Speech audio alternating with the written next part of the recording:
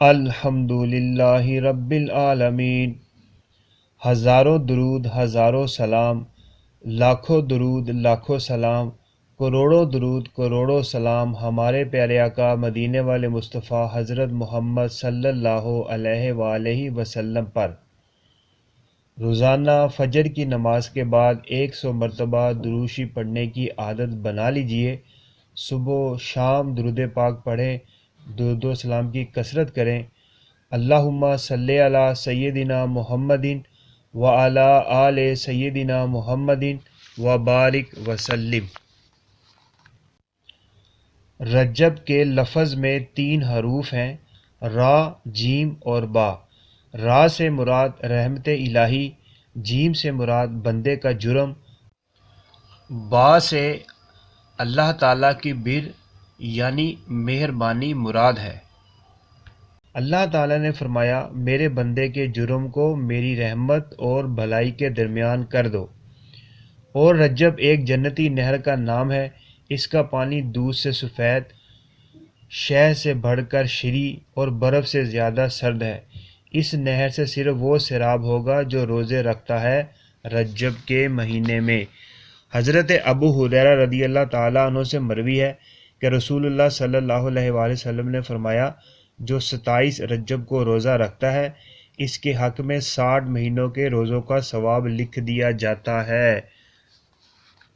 سبحان اللہ سبحان اللہ سبحان اللہ۔ اسی مہینے میں رسول اللہ صلی اللہ علیہ وآلہ وسلم کو معراج ہوئی تھی۔ اس مہینے میں ان لوگوں پر رحمت تیز ہو کر بہنے لگتی ہے جو توبہ کرتے ہیں، اور عبادت کرنے والوں پر قبولیت کے انوار نازل ہوتے ہیں۔ رسول اللہ صلی اللہ علیہ وآلہ وسلم نے ارشاد فرمایا، رجب اللہ کا مہینہ ہے، شعبان میرا مہینہ ہے، اور رمضان شریف میری امت کا مہینہ ہے۔ حضرت انس رضی اللہ تعالیٰ عنہ سے مروی ہے کہ رسول اللہ صلی اللہ علیہ وآلہ وسلم کا ارشاد ہے، جو ماہ رجب میں 3 روزے رکھے، اس کے لیے 900 سال کی عبادت کا ثواب درج کر دیا جاتا ہے۔ ایک اور روایت حضرت ابو امامہ رضی اللہ تعالیٰ عنہ سے ہے کہ رسول اللہ صلی اللہ علیہ وآلہ وسلم نے فرمایا کہ 5 راتیں وہ ہیں جن میں کوئی دعا رد نہیں کی جاتی۔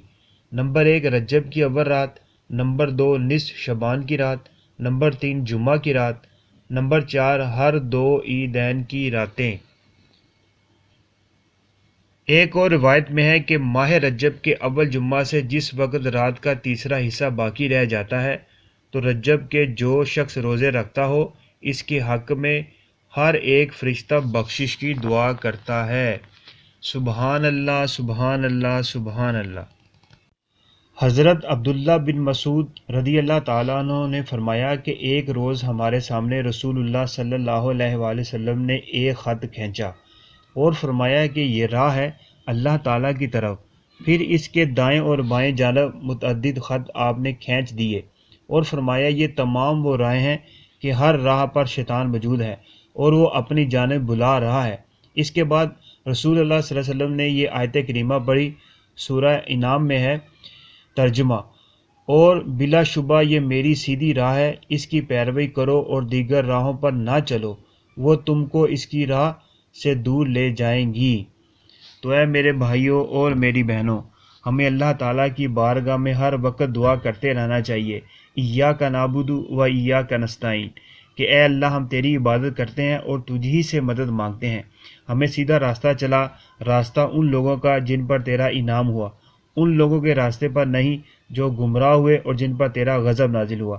تو اللہ تعالیٰ کی بارگاہ میں دعا ہے کہ اللہ تعالیٰ ہمیں شیاطین کے شر سے محفوظ فرمائے، ظالمین کے ظلم سے محفوظ فرمائے، حاسدین کی حسد سے محفوظ فرمائے، ہمیں رجب میں، شعبان میں، رمضان میں روزے رکھنے کی توفیق عطا فرمائے، اپنی زیادہ سے زیادہ عبادت کرنے کی توفیق عطا فرمائے، ہمارے ماں باپ کی کامل بخشش فرمائے، اور جو یہ ہمارا چینل دیکھتے ہیں ان کی تمام جائز دعائیں قبول فرمائے، اور ہم سب کو حج عمرہ کی توفیق عطا فرمائے۔